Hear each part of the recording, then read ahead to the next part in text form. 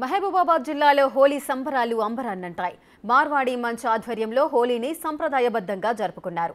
పూర్తి సమాచారం మా ప్రతినిధి మధు అందిస్తారు.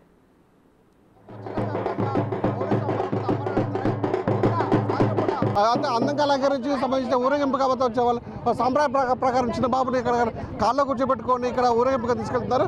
అందువల్ల సాంప్రదాయ ప్రకారం ఉంటుంది. ప్రస్తుతానికి మొత్తం మాట్లాడక ఇక్కడ మార్వాడి మహిళలు వాళ్ళు అడిగారు.